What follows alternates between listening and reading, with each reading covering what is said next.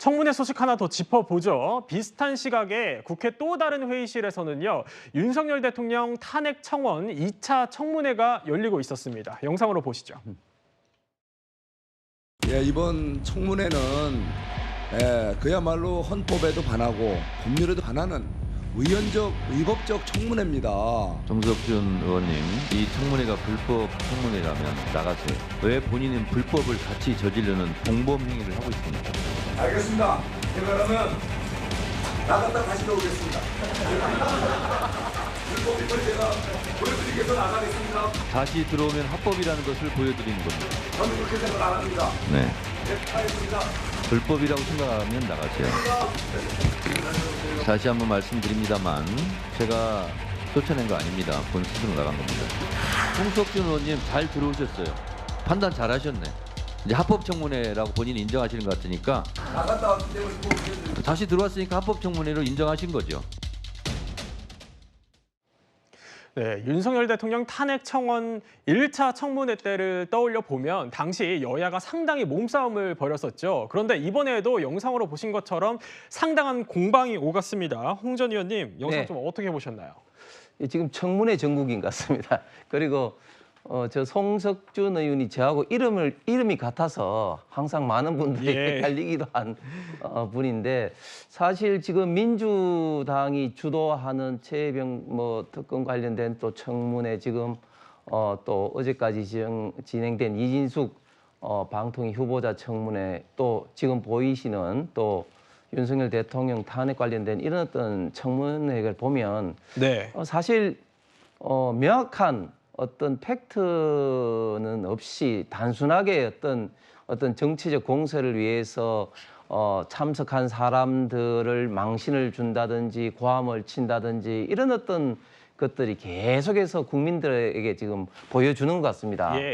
이런 것들이 사실은 우리 대한민국의 어떤 전체의 어떤 정치뿐만 아니라 민주당에도 저는 결코 저는 좋지 못한 그런 어떤 영향을 미친다 보는데, 특히 재미있는 것은 뭐냐면 지금 민주당의 위원장들의 태도인데, 위원장은 국회의원이기도 하지만 그 이전에 상임위원회 위원장으로서 그 회의를 공정하고 효율적으로 진행하는 것이 가장 중요한데, 지금 우리가 오늘 이 방송에도 봤다시피 지금 그 위원장, 지금 가방위원장인 최민희 위원장이라든지 또 법사위 또 위원장이 정청래 위원장이 이렇게 더 지금 돋보이고 있죠. 이렇게 돋보이고 있는 것은 뭐냐면은 본인들 좀 스스로 좀 정치적으로 좀 과시하기 위한, 특히 민주당의 어떤 강성 지지층인 개딸들이라든지 이런 사람들에게, 이런 그룹에게 조금 더 어필하기 위해서 지금 너무 좀 오버하는 게 아닌가. 정청래 위원장 같은 경우는 지난번에 곽규택 의원 째려본다고 또 퇴장하러 나가라는 둥, 또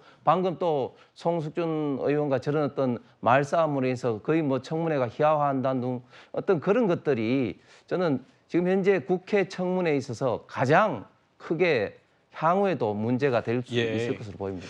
상임위원장들의 정치적 과시라는 부분은 의원님의 개인 의견으로 가름을 하겠고요. 최 교수님은 좀 어떻게 보셨습니까? 일단 이게 논쟁하고 저렇게 하는 부분들은 저는 좋게 보진 않아요. 그러나 이제 청문회 진행하는 과정에 있어서 어제도 증인으로 채택된 분들이 대부분 안 나왔어요. 어제 2차 청문회 같은 경우에는 최재형 목사를 제외하고 김건희 여사도 증인으로 채택이 돼 있었고, 최은순 씨도 증인으로 채택돼 있었고, 이종섭 전 장관 이런 분들이 채택돼 있었는데 거의 다 안 나오셨거든요. 그래서 국회가 국민의 대의기관으로서 청문회를 여는데 증인으로 채택된 분들이 다 출석을 안 해서 좀 안타깝고 진실을 밝히는데 방해가 된다고 생각을 합니다. 저는 이게 이제 청원이 올라온 사안에 대해서 법사위가 지금 청원에 살펴보는 거잖아요. 아직 탄핵안이 올라온 건 아니고, 윤석열 대통령에 대한 탄핵안에 대해서 청원이 올라온 것을 지금 다루기 위해서 그게 사실에 가까운지 안 가까운지, 그분이 청원하신 분의 의견이 맞는지 안 맞는지 그런 부분들을 확인하려고 하는 거니까 저는 증인들이 성실히 출석해서 본인들의 의사를 제기하고 또 문제가 있는지 없는지를 국민들이 소상히 알 수 있는 기회를 제공하면 될 텐데 그런 부분들이 좀 없어서 너무 아쉬웠다는 생각이 들고요. 또 지금 법사위에서는 반대 청문도 5만이 넘었어요. 그러니까 윤석열 대통령 탄핵 반대 청원. 그래서 거기에 대해서도 청문회를 연다고 하니까 그때는 좀 나오셔가지고 입장을 잘 전달하는 그런 기회를 가졌으면 좋겠습니다. 네, 증인 불참 여부를 지적해 주셨는데 이번 청문회에 김건희 여사를 포함한 대다수 증인들이 불참을 하면서 야당 법사위원들은요, 청문회 중에 용산 대통령실로 향했습니다.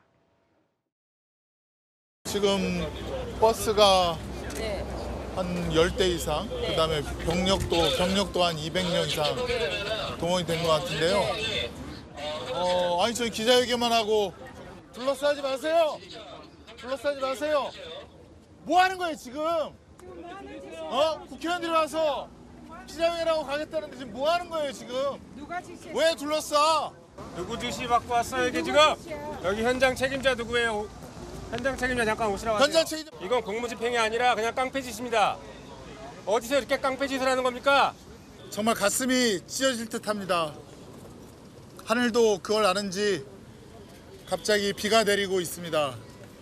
이 폭우 속에서 다시 한번 증인 김건희에게 외칩니다. 국민의 명령이다. 오후 청문회에 반드시 출석하라. 너무나 황당하고 너무나 코미디 수준을 넘어서 공분을 일으키는 현상 아닙니까? 오죽하면 하늘도 분노하셨는지 물폭탄으로 여러분들을 화답하시지 않으셨습니까? 네, 야당에서는 조직적 불출석이다 이렇게까지 지적을 하고 있는데 이종근 평론가님, 네. 정청래 법사위원장은 이제 무단으로 불석한 증인들에 대해서 고발 등 뭐 여러 책임 조치를 좀 묻겠다 이런 입장이에요. 네, 그렇습니다. 아마도 이제 국정조사나 국정감사에 만약에 증인이 불출석하면 예.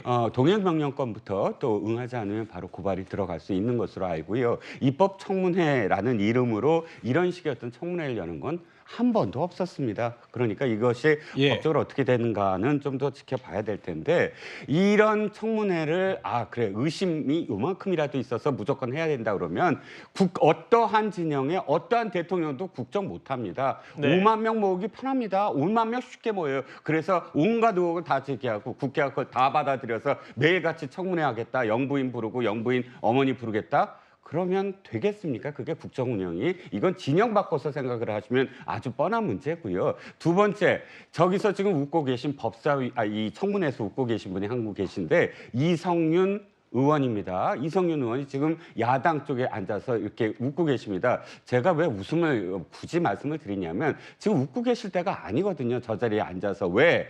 도이치모터스 사건 때문에 최은순 씨와 그다음에 그의 딸 김건희 여사를 지금 소환하겠다고 합니다.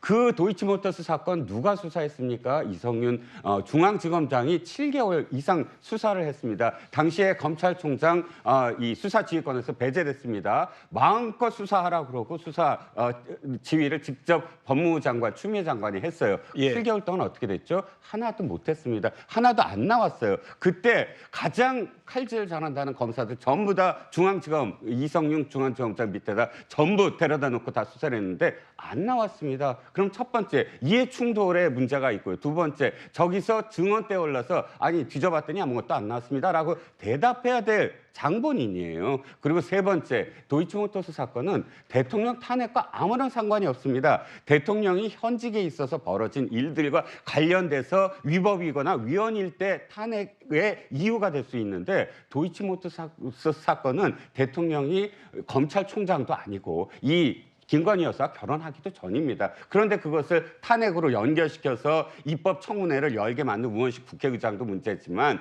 그렇게 만든 것을 마치 이 당연하다는 듯이 고발하겠다고 하는 법사위원장도 저는 문제라고 생각을 합니다. 네, 여러 문제점 지적을 해주셨는데